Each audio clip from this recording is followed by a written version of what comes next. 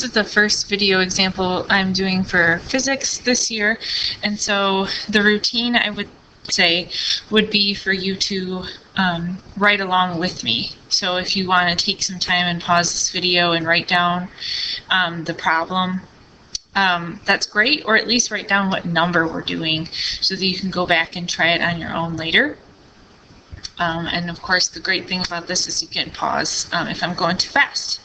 Okay, so this is chapter 3, number 20, and the question asks, if a car accelerates from rest at a constant 5.5 meters per second squared, how long will it take for the car to reach a velocity of 28 meters per second? And I have pasted here the equations that are appropriate with this chapter. In your book, they're all in tan boxes in the sections 3.1 and 3.2, and you'll get to write those on a note card. So the first step on this type of problem is to write down what they're giving you. And so let me expand, hold on.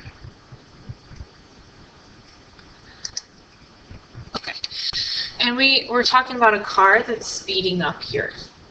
So first of all, when you see the word from rest, okay, then you're going to know that it's an initial velocity, v with a little I subscript, is 0, because at rest means it was stopped to begin with.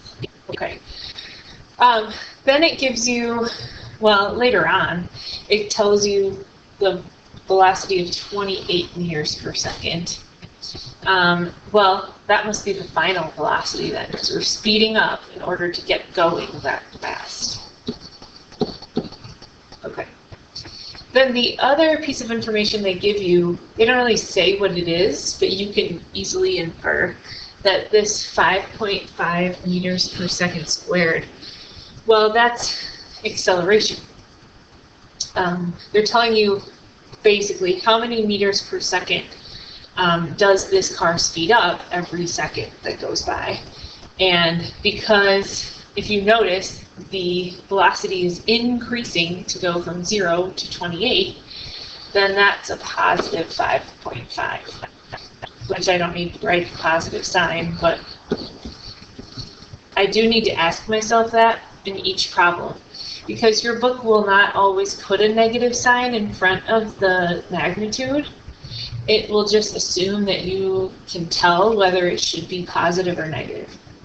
Okay, and then they're asking for how long it's going to take. So what they're asking for is time then. Okay. Well, if I look at my formulas here, I just want to check off, find a formula where there's only one unknown, if possible. Okay, so like let's go through these and just check off what we know. For instance, this first one, I can use the definition of acceleration. I have acceleration. I do know both of these, and I'm basically looking for this variable. That's my unknown, delta t. So I could definitely use that equation because I have everything but one. Another form of that same equation is the second one, and I have, just like before, I know final velocity, I know initial velocity, I know acceleration, and I'm looking for time. That's another option I have. If I look at these two, I don't know. DF refers to final position, right? I don't know where the car is at the end. I don't know where it is to begin with. Usually we would say that's 0. I have that, but I don't have time either. So that means that's a bad choice just because I don't have enough information. And this equation here doesn't even have time anywhere in it. So I could use it to get final position and initial position, but that's not really useful to me if I can just use, let's say, the second equation right here and just solve for it right away. So that's what I'm going to do. I'm going to just write this equation. I like to write it out just because then you can follow what I'm doing, and when you write a quiz or a test, I can see where you're getting numbers, where you're plugging numbers in.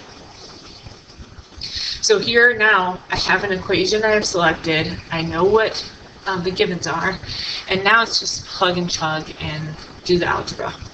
So here I've got 28 meters per second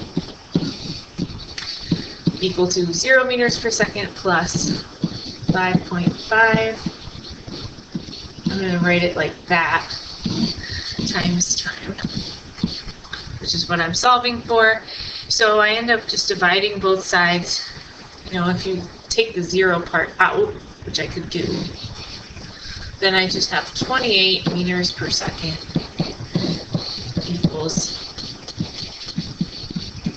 5.5 times time.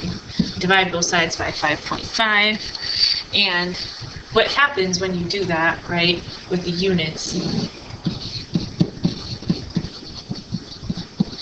okay, this all goes away. Divide this side as well. The meters per second goes away. Oops. And I'm left with 1 over seconds, which when you take the reciprocal of something twice, you get back what you started with, right? So, okay. I get 5.09 repeating, and so I'm going to round that. I only have 2 sig figs here, so I'm just going to have to round it to 5.1 seconds is the time that takes, which 28 meters per second is pretty fast, but I think it's reasonable that a car could speed up to that in 5 seconds about. Okay, we're done.